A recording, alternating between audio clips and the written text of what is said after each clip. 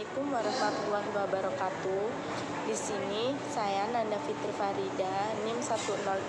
Di sini saya akan menjelaskan mengenai perilaku konsumtif masyarakat urban pada produk kopi ala Ciku.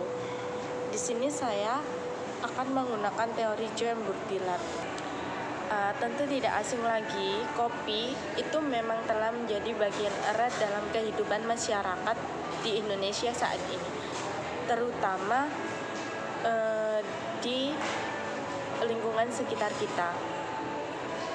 Untuk menjadi objek konsumtif atau suatu barang harus diubah menjadi tanda, dalam pemikirannya Burdilat, kopi itu juga tidak bisa dipisahkan dari kehidupan konsumen sehari-hari. Jadi orang-orang itu melihat sebuah ruang di mana kopi seakan-akan itu harus ada, tidak kompleks rasanya jika kopi itu tidak ada di dapur mereka. Tidak dapat dipungkiri lagi bahwa kedai kopi yang saat ini itu membuat nama kopi lokal dan budaya minum kopi pun menjadi naik daun. Kehadiran kedai kopi seperti yang ada di Ciku ini tidak terpisah dari adanya gaya hidup masyarakat itu sendiri. Jadi masyarakat di sini itu lebih memilih kedai kopi untuk nongkrong sambil berdiskusi dan minum kopi. Dan budaya minum kopi saat ini bukan lagi sebagai aktivitas primadonial, yaitu aktivitas biologis yang memindahkan minuman ke dalam tubuh, tetapi dapat dinilai sosial yang di situ adanya kegiatan minum kopi. Hal ini terbukti dengan banyaknya kafe-kafe yang ada di sekitar lingkungan kita, termasuk di Ciku ini. Lalu, kopi yang ada di Ciku ini tentunya sudah tidak asing di telinga masyarakat sekitar. Produk dari Amerika yang saat ini sudah menyambut di Indonesia, dan memiliki banyak penikmatnya. Dalam mengkonsumsi minuman yang ada di Ciku ini, tentunya bagi orang-orang yang mempunyai nilai ekonomi yang tinggi, tidaklah sulit untuk menjangkau harga per gelasnya. Setiap produk yang ada di Ciku bagi konsumen produk Ciku yang berpendapatan rendah mungkin akan berpikir ulang sebelum mereka mengkonsumsi produk Ciku ini. Minuman kopi dikenal lebih dari sekedar aktivitas ketika ada di Ciku. Jadi masyarakat saat ini tuh hanya mengkonsumsi adanya citra yang melekat pada barang tersebut, sehingga masyarakat sebagai konsumen tidak pernah merasa puas dan memicu adanya konsumsi yang secara terus-menerus.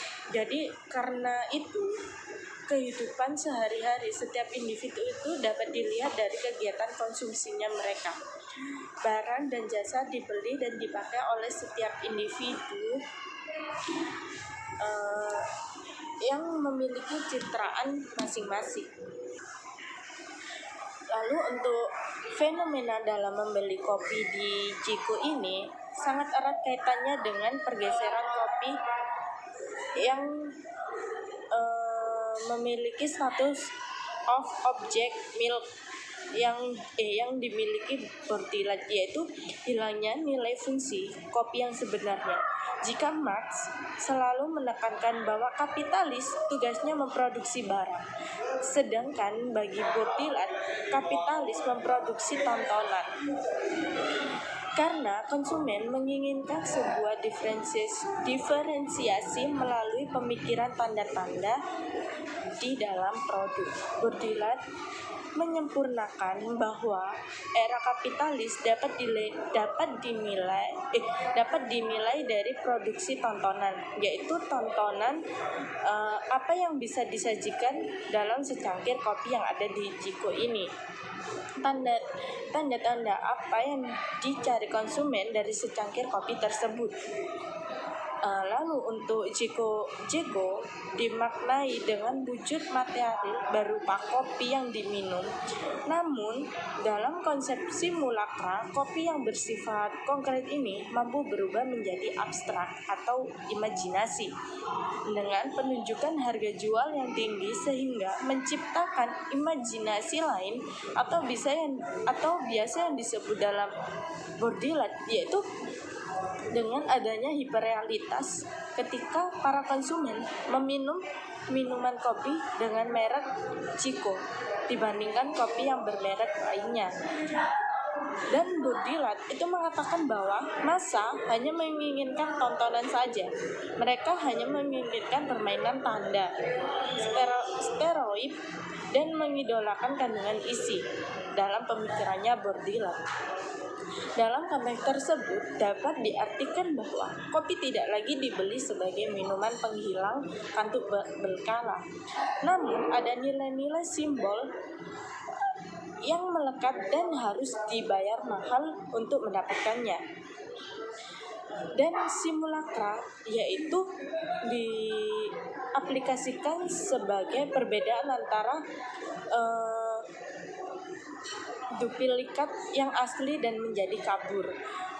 Konsumerisme yang selamanya ini diartikan sebagai tindakan membeli sebuah produk itu berdasarkan nilai fungsi menjadi tertindih oleh fungsi-fungsi sosial yang lainnya.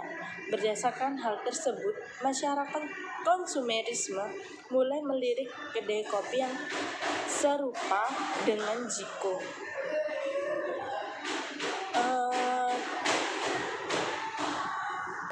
Jadi yang dilakukan masyarakat sekarang itu dilakukan terhadap praktek konsumsi masyarakat pada produk ala Jiko. Dan kesimpulannya itu bahwa para konsumen tidak hanya mengejar adanya identitas sosial saja, tetapi ada yang lain yaitu kenyamanan dan ekonomis. Uang menjadi salah satu faktor yang paling kuat dalam mengkonsumsi produk imitasi. Faktor ekonomi menjadi dasar yang kuat dan saat ini dalam pemenuhan gaya hidup masyarakat. Bahkan lagi identitas diri yang ingin didapatkan, namun kenyamanan serta kemiripan produk yang meskipun bukan produk original yang menjadi salah satu keinginan yang ingin dicapai dalam mengkonsumsi produk imitasi. Artinya masyarakat saat ini itu bukan hanya mengedepankan identitasnya saja, tetapi lebih mengutamakan pada faktor ekonomi dalam setiap tindakan konsumsi. Jadi dilihat bahwa masyarakat sekarang itu hanya melihat adanya tanda, bukan lagi adanya fungsi yang melekat pada produk tersebut. Dapat dilihat bahwa konsep yang ada di Jiko ini itu menunjukkan adanya hiperrealitas, seakan-akan kita lagi minum seperti ada di gaya-gaya di luar negeri atau di kafe yang sangat mahal. Itu dapat dilihat dari pola penataan yang ada di Jiko ini. Terima kasih. Wassalamualaikum warahmatullahi wabarakatuh.